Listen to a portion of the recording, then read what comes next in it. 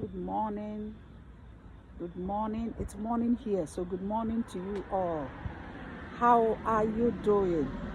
The Lord is good. We thank God. I read something this morning and it kind of, touched me really hard, and I want to share with you. I pray that it will be a blessing to you as well. Hallelujah. So I'm just going to read what I read this morning.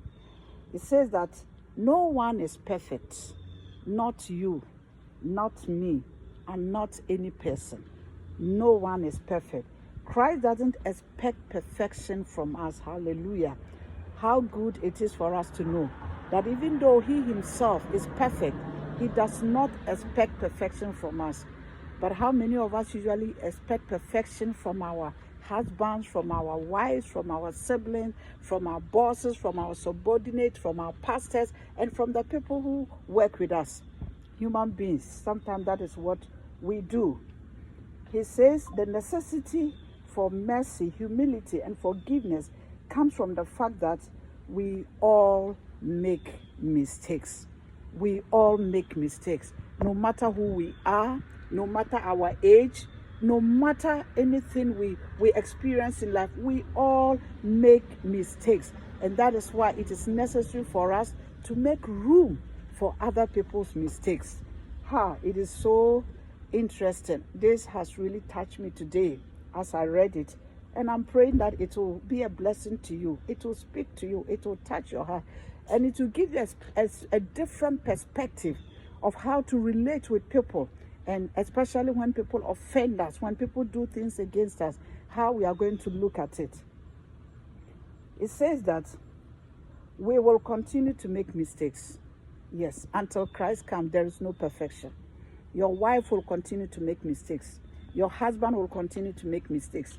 Your pastor will continue to make mistakes. Your boss will continue to make mistakes. Your children will continue to make mistakes. The people under you, they will continue to make mistakes. That is one thing we have to understand. Once we are still here as human beings, mistakes are inevitable. And just as other people are making mistakes, we have to also know that we are also making mistakes.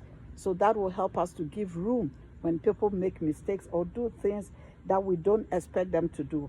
It says, however, that how we repair relationships and own up to our flaws will reflect our humility, or will reflect how humble we truly are, as well as how willing we are to be like Christ. Hallelujah. Mistakes will come. We will offend people. People will offend us. But let me take it from the viewpoint of the one who is offending somebody. You see, this what I read, we just read, is saying that your ability to own up, to take responsibility of your mistakes, of the wrongs, of the hurt you have caused somebody, of the things you have done that is not right, and apologize is very important. And that shows humility and the fact that we are trying to be like Christ. We are emulating Christ. And sometimes it's sad that people will offend people and they don't even seem to see that what they have done is wrong. Sometimes it hurts when somebody has offended you and doesn't even want to own up. But whether the person owns up or not, it is not in our power to hold grudges against somebody.